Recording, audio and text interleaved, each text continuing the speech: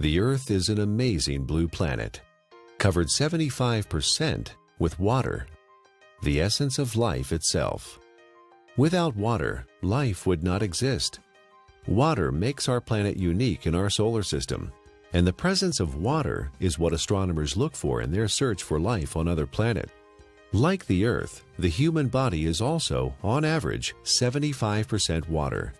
Without water, none of the processes that support life can exist. While we can go without food for many weeks, we can only live a few days without water. Yet only 2% of the Earth's water is drinkable, and billions of people worldwide don't have access to clean drinking water. In this video, you'll learn a lot about water. You'll also be introduced to Dr. Richard Cohen Md, a doctor who practices integrative anti-aging medicine and performance sports nutrition. We really don't think too much about water. It's something that comes out of our tap. It's something that's in the ocean. But what I want people to realize is that we are essentially water. Our brain is 90% water. Our blood is 80% water. Our muscles are 70% water. So without water, our bodies cease to exist. Water is the essence of life. Water carries oxygen and nutrients to the cells. Water regulates body temperature. Water helps the body absorb nutrients and convert food to energy. Water protects and cushions vital organs and cushions the joints. Water removes metabolic waste from the cells through the lymphatic system. Without water, life ceases to exist. Water is just water, right? Tap water, filtered water, spring water, well water, bottled water. Some are a little more pure than the rest. Others have more minerals and taste better. You may pay more for the ones from Fiji or France or some glacier in Canada. But water is just water. Or is it? Volumes have been written on the subject, and the truth is, not all water is the same. Where did water come from? Water came from rain, snowflakes. It came from streams, underground reservoirs. And what we're learning now, and this is the case with most issues, and most, when you go back to how things used to be. So if we look at water, the way it used to be, there are 3 or 4 structural and biochemical differences than what exists today. For most of his life, Nobel Prize winner Henri Cohen studied the water of the Hunza people who lived high in the Himalayan mountains. Natural health practitioner Ariana Nation was also fascinated by the Hunza people and their water. In my research, I discovered that there's a long history of scientific research about water and its healing ability. And this Kangen water has quite a history. It's a long history. And one of the things that fascinated me is the Hunza people and their ability to live 120 to 140 years without the degenerative diseases that we suffer here in the United States and all around the world. Why did the Hunza people live so long? Why were they so healthy? Kawanda and others believe it is the water. Their water came from glacial streams, and it had very unique properties. It was microclustered. It had a different viscosity and surface tension. It carried lots of minerals that gave it a high alkaline pH. It also had an extraordinary amount of active hydrogen. Hydrogen with an extra electron. The presence of extra electrons made the water an antioxidant. All these properties combined contributed to the health and longevity of the Hunza people. Water similar to that of the Hunza people are found in other places around the world.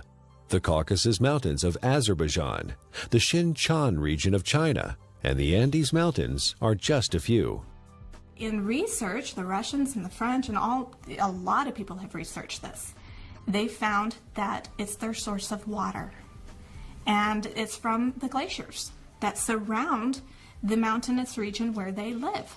The common denominator with all these different cultures that have this vibrancy is their source of water and the properties that that water consists of.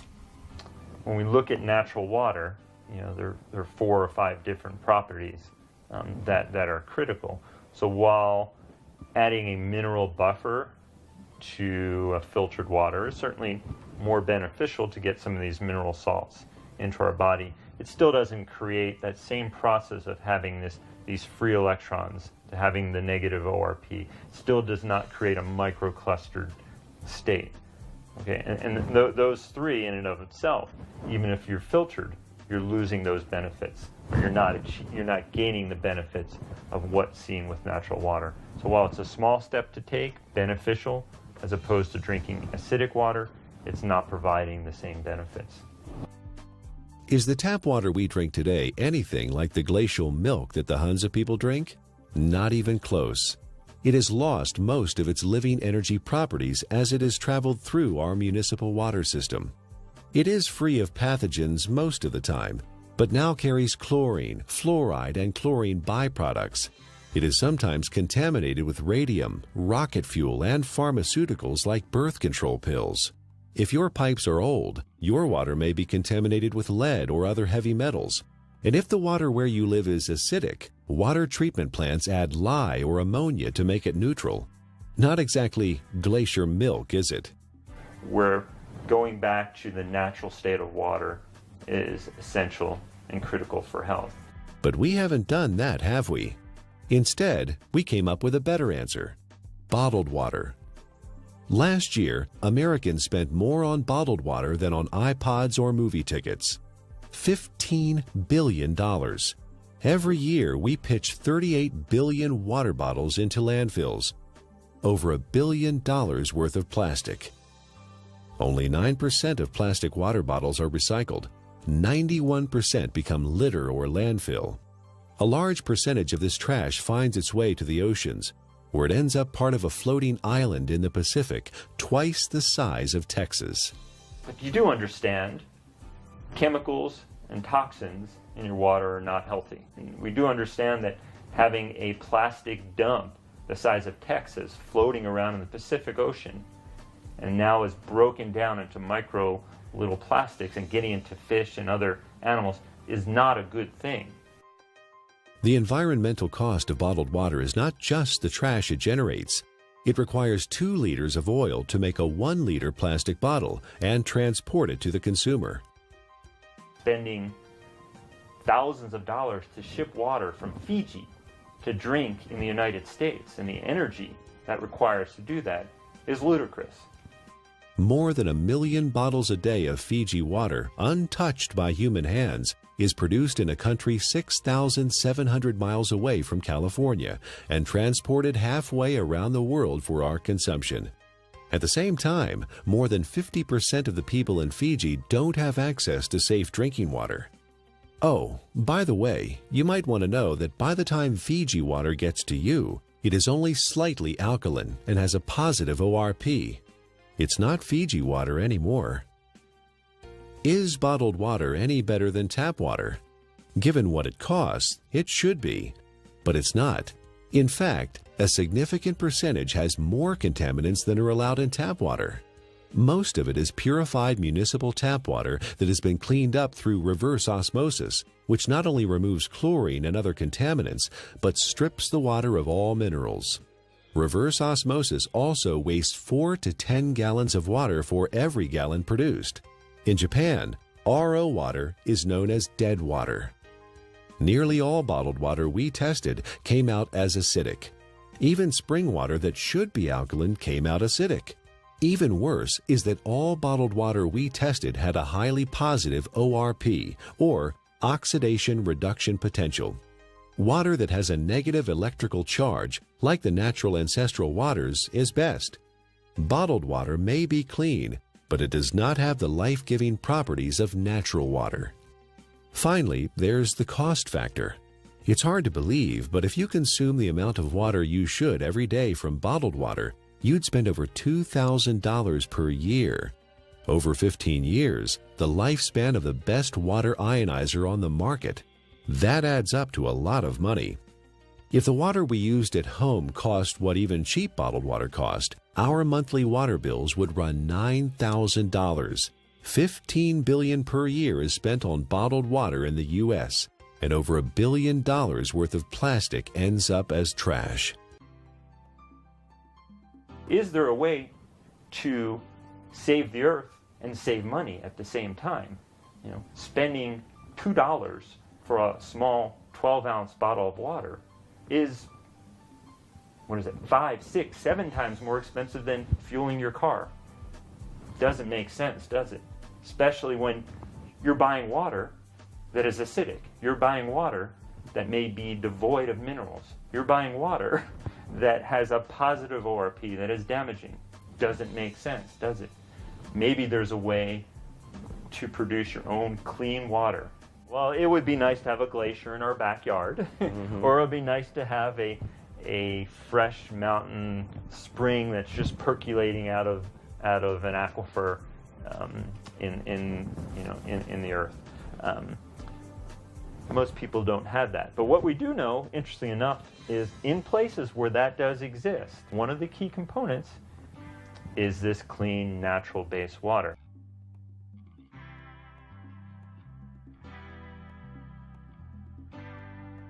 If you care about the earth and your pocketbook and are currently drinking purified bottled tap water, get a carbon filter for your faucet and use a safe, reusable water bottle. However, if you want to improve your health, drinking ionized alkaline Kangen water is a better choice. Like natural ancestral waters, it is microclustered, contains alkaline minerals, and has a negative ORP, making it an antioxidant, and it costs a little more than $1 a day for unlimited amounts.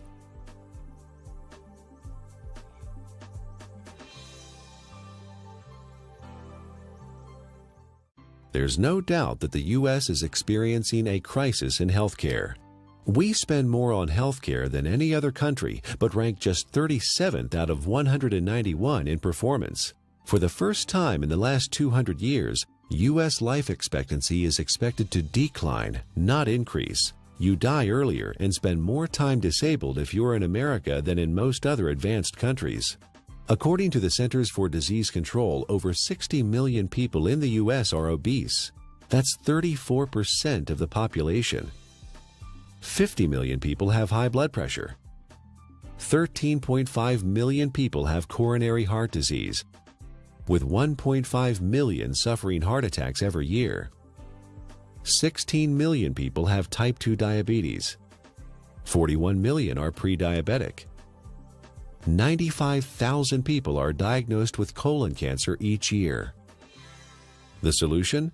A pill for every ill and an ill for every pill. The pharmaceutical industry is a $680 billion giant, and our lifestyle keeps them in business. Eat, drink, and be merry, then call 911 for a surgeon. Fortunately, we are experiencing a paradigm shift, a sea change in how many people view their health, from treatment of symptoms to prevention and optimal wellness, from disease care to health care. Many experts in new medicine or new biology believe that dehydration and chronic acidosis are the underlying causes of many diseases. They believe we are chronically dehydrated on top of being overly acidic due to our modern diet and lifestyle. These two factors combined set the stage for the development of most, if not all, illness. Most people don't believe that dehydration is a problem because they drink fluids, coffee, tea, soda, etc. But chronic dehydration has no obvious symptoms. It's not like the man dying of thirst in the desert, and you can be chronically dehydrated even if you think you are consuming enough fluid. Adequate hydration is critical to how our body functions and heals itself, and water, pure water, is the natural way to stay hydrated. What we need to understand is what is water and what is not water. We as a civilization, or as a modern civilization or modern culture, have begun to think of water as tea, as soda, as milk, as energy drinks, as coffee. It has water or liquid substance to it, but it is not water. Okay? Even what comes out of our tap and what is in the bottled water. While structurally may be the water molecule, once we understand how water exists in its natural state before modern times, we'll realize that even that is not necessarily the water that our body evolved to exist on. How can one determine if they're drinking enough water is the question. First thing is, if you're thirsty, you're way behind. Okay, that's a clear point. Our thirst mechanism doesn't kick in until we're already slightly dehydrated. So if we wait till we get thirsty, then we are already beginning to become dehydrated and might experience symptoms like not thinking quite as clearly, or beginning to feel fatigued, or muscles may cramp up, may even start to feel hungry. And a lot of times hunger is really a sign of thirst. We are born 95% hydrated. As we grow up, we lose a little more water every year. When we reach middle age, we're about 70% water. In our 60s, maybe 60 to 65%.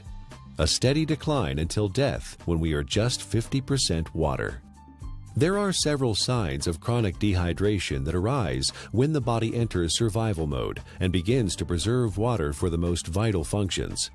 There are 5 distinct conditions related to chronic dehydration where the body begins to ration water: asthma, allergies, hypertension, constipation, and type 2 diabetes. Symptoms include exhaustion, lack of energy, headaches, skin problems, obesity, and joint pain. Finally, and perhaps most importantly, the acid-alkaline balance of the body is disrupted, leading to chronic low-grade acidosis and a host of modern diseases related to that condition. Don't wait until you're thirsty. Have a glass of ionized water. It's microclustered, alkaline, and contains active hydrogen and bicarbonate buffers. Critical is first thing in the morning, wake up and have a big glass of water. Make sure you drink a big glass of water through the day and see how you feel. It's sometimes incredible, and the effects can be very dramatic, because people have never really had clean, natural water.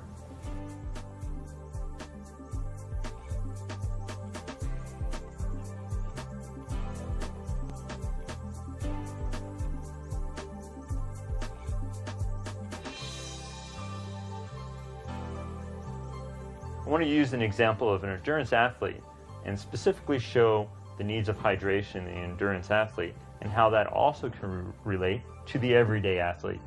The person who's mowing their lawn and taking care of their kids, who is working, going to the gym, the weekend warrior, and how critical hydration is. We know that an athlete who is 1% dehydrated could have a 3% reduction in performance. Now, well, that doesn't sound like a lot. An athlete can spend hours and hours training, and in for example, a 1-hour event, a 3% reduction is almost 2 minutes. And that's the difference between winning or losing a race. One of the most important things you can do is to make sure you have enough fluid the night before. You cannot catch up the same day. When you're dehydrated, you build up lactic acid and you don't clear it. When you're dehydrated, the muscles don't receive the nutrients as effectively. When you're dehydrated, the cells, as we've talked about, don't communicate well with one another. When you're dehydrated, the oxygen carrying capacity of the blood diminishes.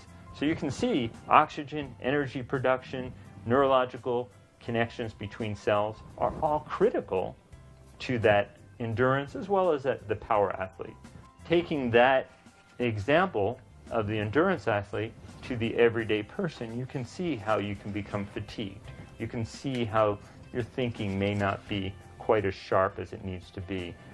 You can see how hunger could play a role, or you begin to yawn, or your muscles are a little bit tight from sitting in the same place throughout the day. Hydration is critical. It's critical to the athletic endurance performer. It's critical to the everyday endurance athlete who wants to make it from the morning to the night as effectively and efficiently as they possibly can.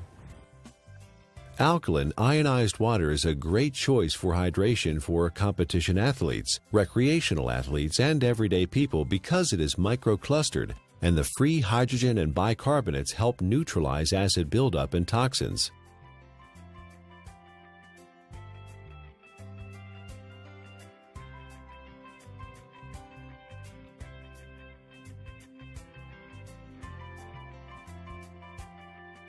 Chronic low-grade acidosis is a condition that develops over time and affects the quality of life and our ability to enjoy optimal health.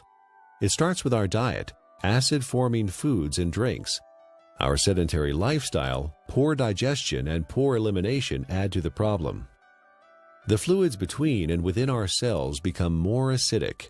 To maintain balance, the body mobilizes buffers, minerals, and hydroxyl ions from the bones and other tissues.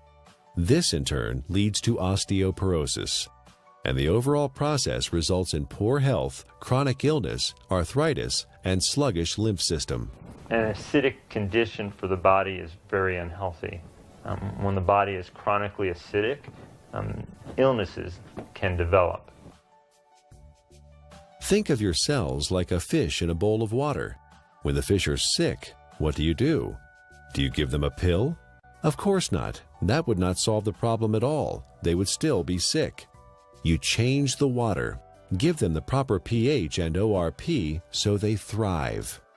pH stands for potential hydrogen and is a measure of the acidity or alkalinity of a solution. pH is neutral at 7.0. Above that is alkaline, below that is acidic. It's a logarithmic scale. Each increase in pH means 10 times more or less hydrogen is present.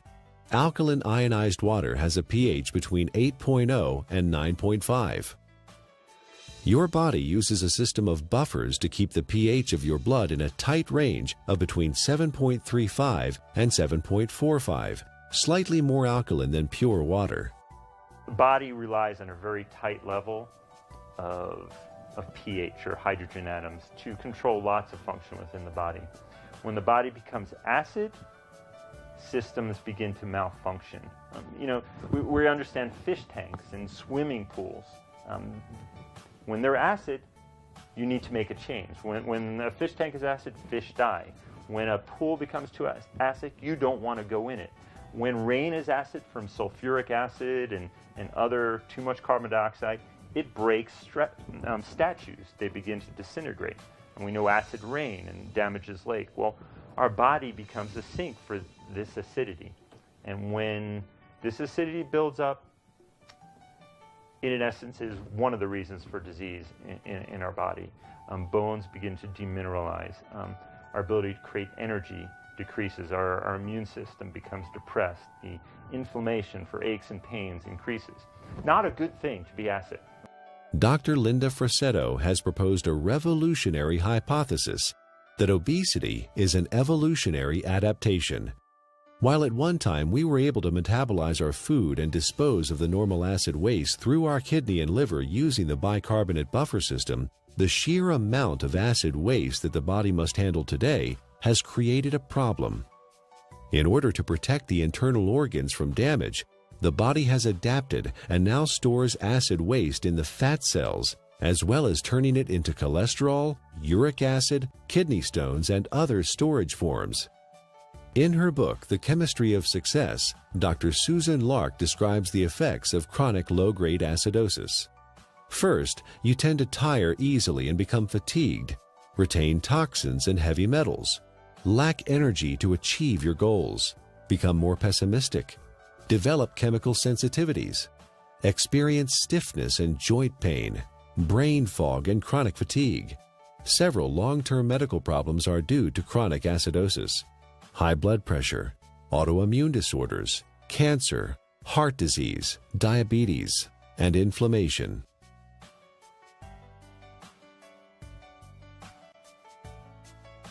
%80 of the foods we consume leave behind acid waste that the body has to deal with.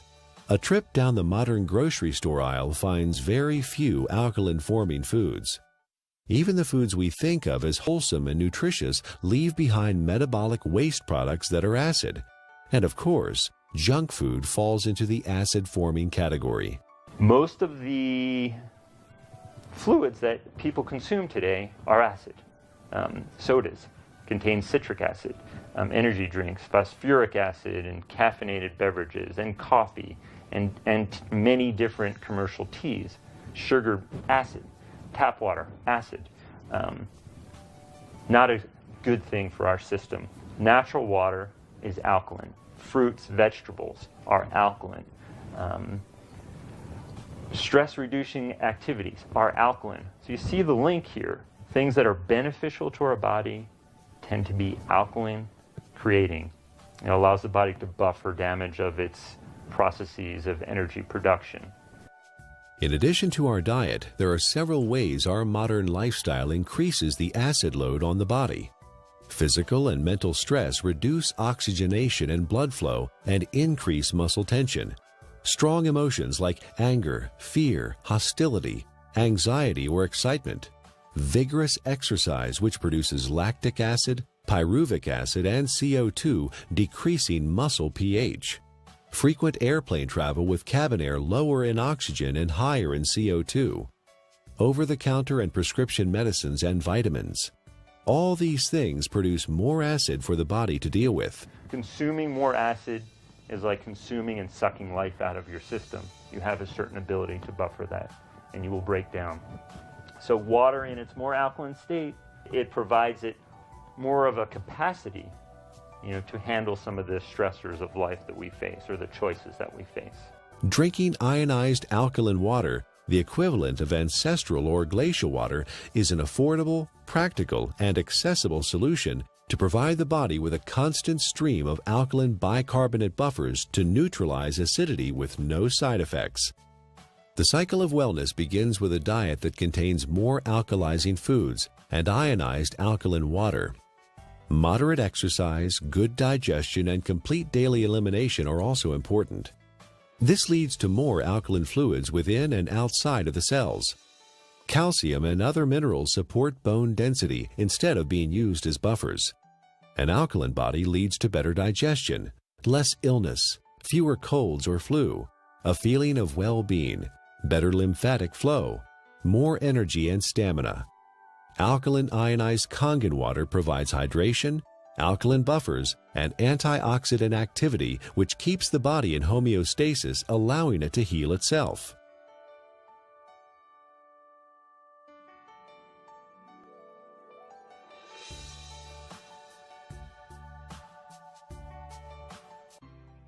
Japanese scientists investigated the Russian research about Hansa water and found that electrolysis could be used to create living water with properties similar to Hansa water.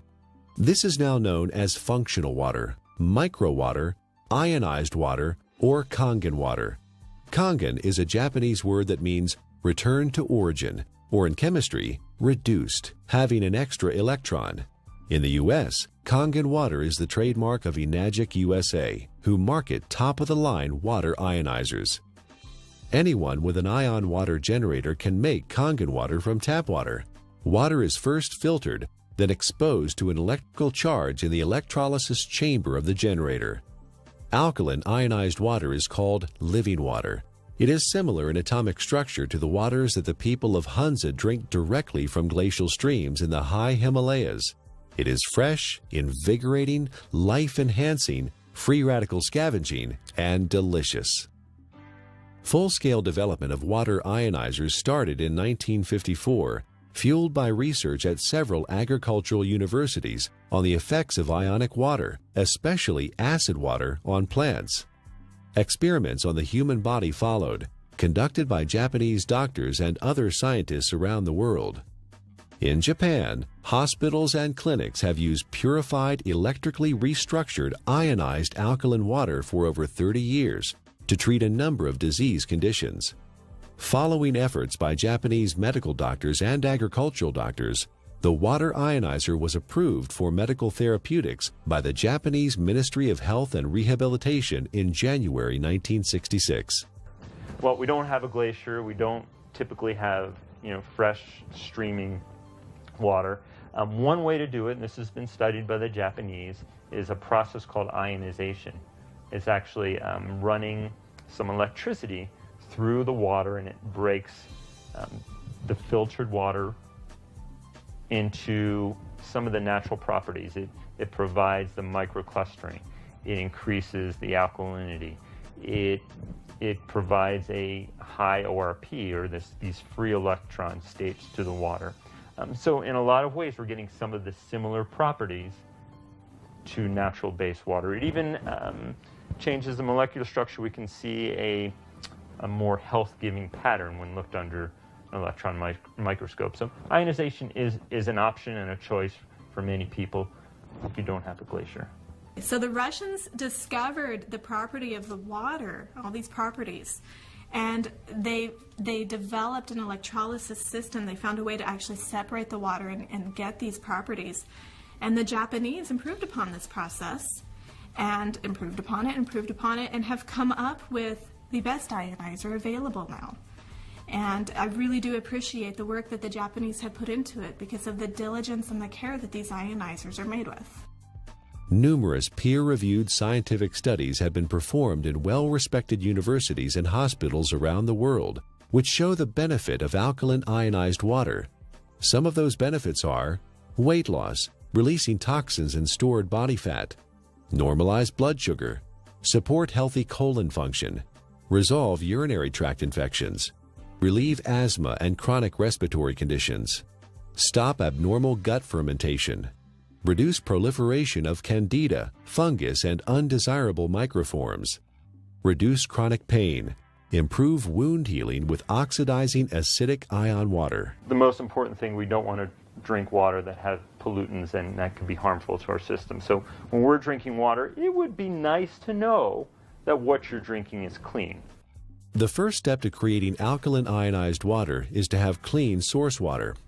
Enagic's Kangen water generators use an activated carbon filter that removes chlorine, volatile organic chemicals, pesticides, herbicides, benzene, trihalomethane compounds, radon, solvents, and many other man-made chemicals found in tap water. Ionized water is pure or virgin water. Everything water has been exposed to leaves an electromagnetic frequency signature or imprint. Ionized water is virgin water because the EMF have been reset. There are 4 very specific properties to these healing waters that are found in these mountainous regions that are flowing from the glaciers. And there's been a lot of research on this. The Russians discovered it, and they discovered a way to make it.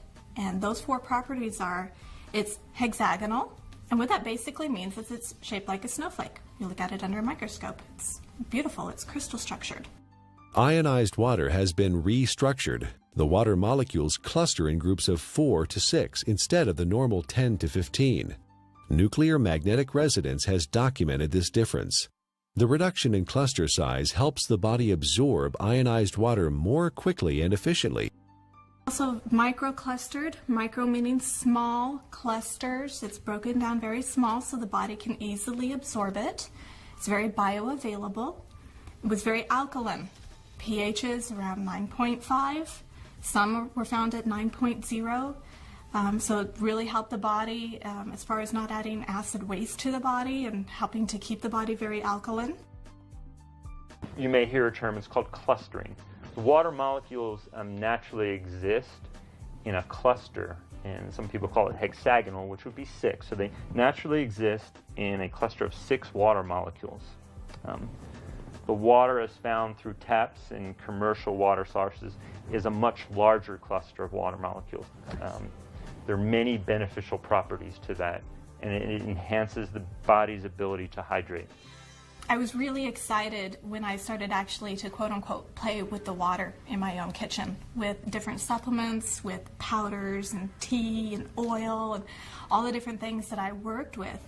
And you could really see the life to the water. I could put, for example, my green vegetable powder drink in Kangen water versus a bottled water and a tap water, and actually see that this water has an energy to it.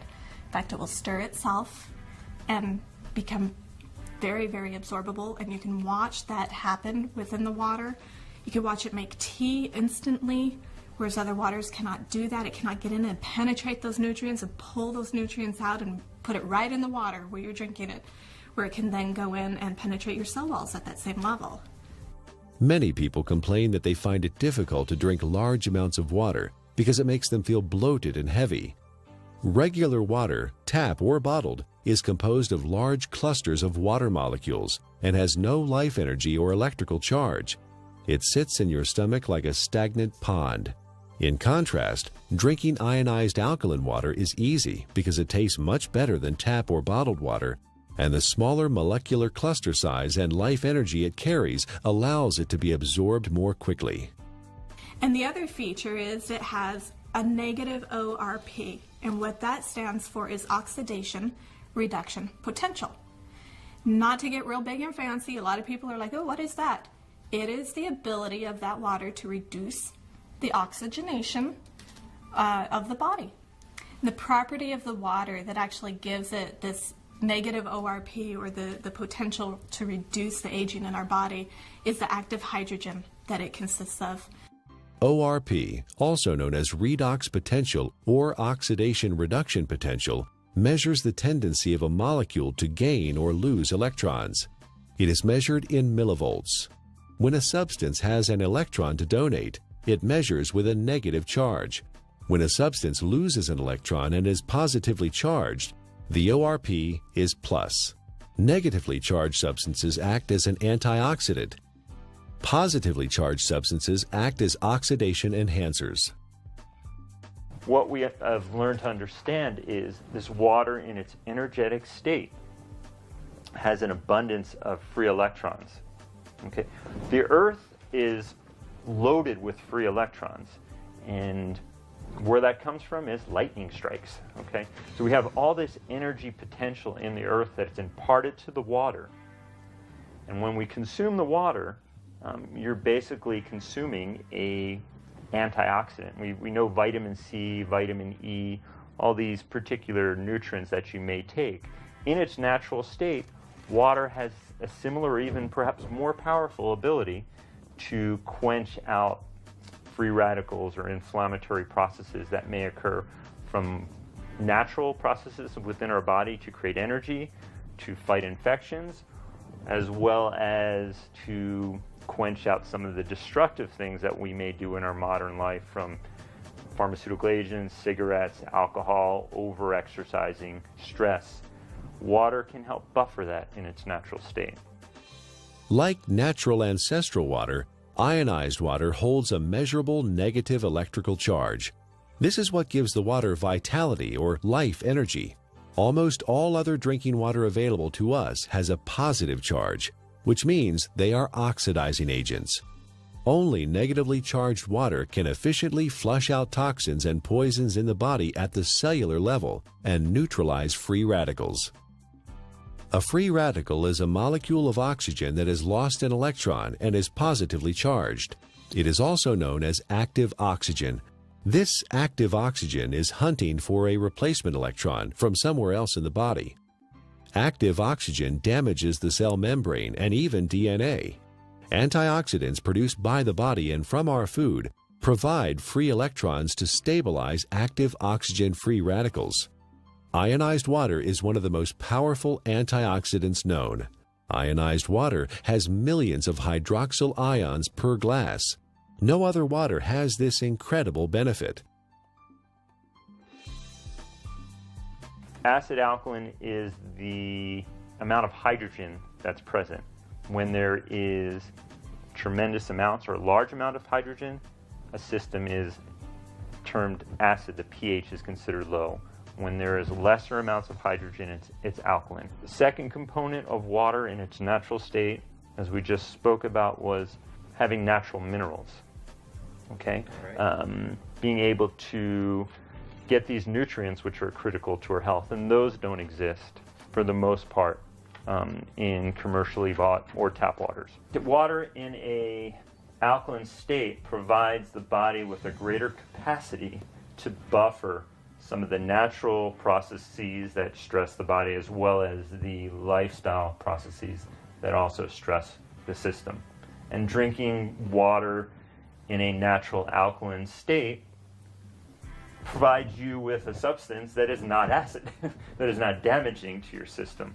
So you can look at it from two different ways, eliminating all the unhealthful things that we don't even think about and consuming clean, natural base water. Is ionized alkaline water safe for anyone to consume?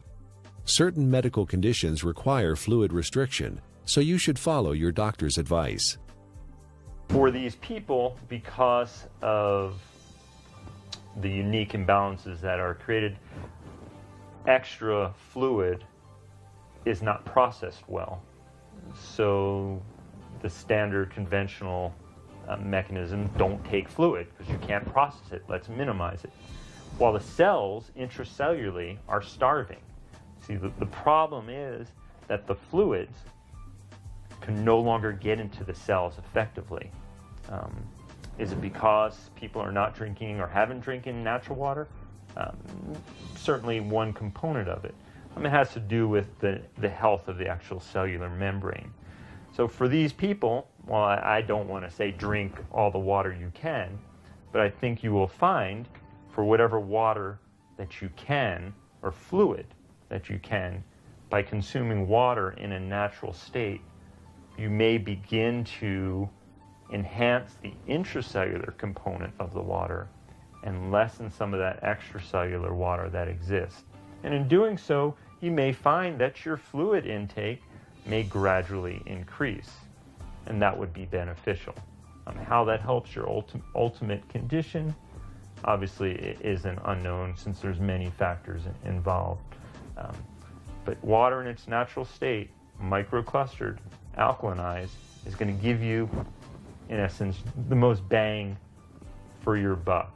Don't waste your fluid on coffee. Don't waste your fluid on energy drinks or sodas. Absolutely not. That's just going to make your condition worse. All water is not created equal. We encourage you to try ionized alkaline natural water.